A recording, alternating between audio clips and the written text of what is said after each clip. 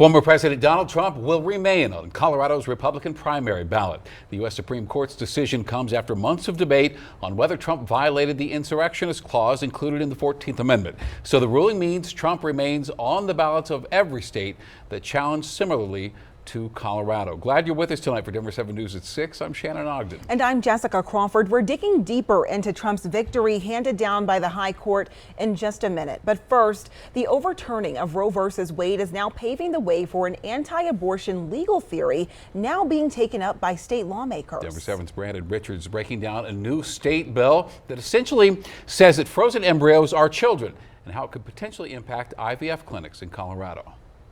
Well, we are coming up on 2 years since the U.S. Supreme Court overturned Roe v. Wade, but the debate over abortion far from finished.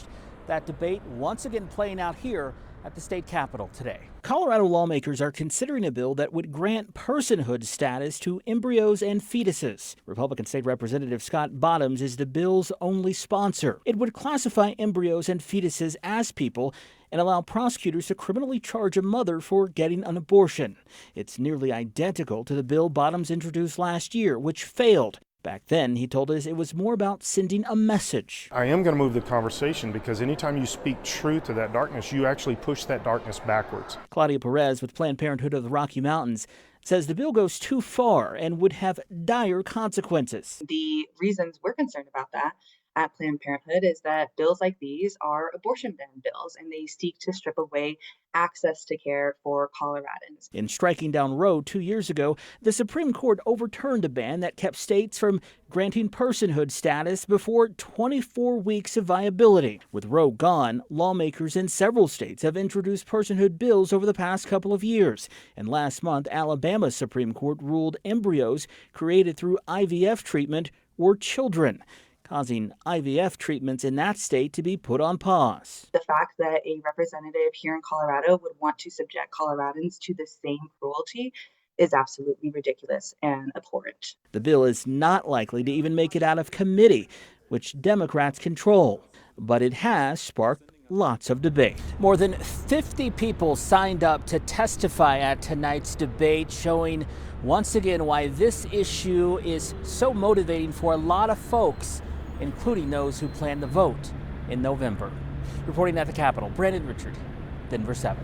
And tomorrow, lawmakers will consider another anti-abortion bill brought by State Rep Bottoms. It would require doctors to provide state-prepared information concerning abortion pill reversal.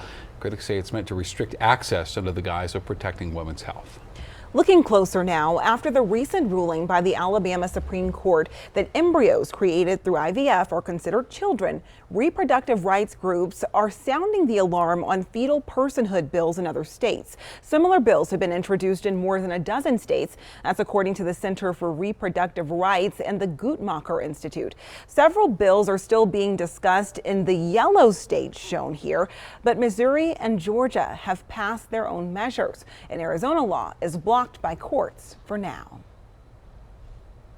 Well, on the eve of Super Tuesday, the U.S. Supreme Court ruling that former President Donald Trump should remain on the ballot here in Colorado. All 9 justices ruled in favor of Trump, saying Congress, not the states, are responsible for disqualifying federal election candidates.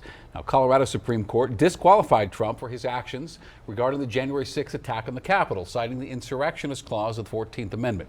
We spoke to 2 Colorado elected officials about today's decision. I am disappointed in the decision.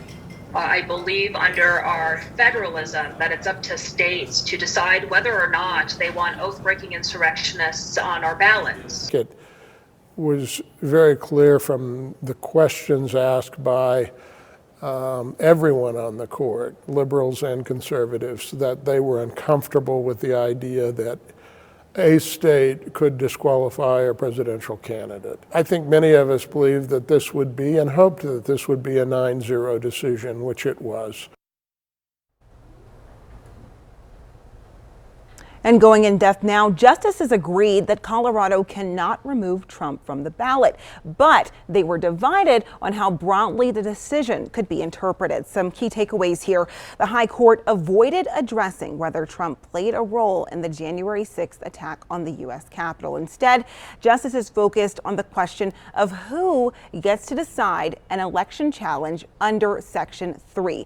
All 9 agreed that Colorado can't enforce that provision, but 5 justices went further, ruling that the provision can only be enforced through a law passed by Congress. Dr. Robert Preuss of MSU Denver explained the implications. I think one of the things to take away is that, this decision was relatively narrow, that the states didn't have the power, but the implications are quite broad. I don't see another appeal or another state coming to the fore to the Supreme Court saying they want to remove Donald Trump, and that's probably not going to happen throughout the rest of this election cycle.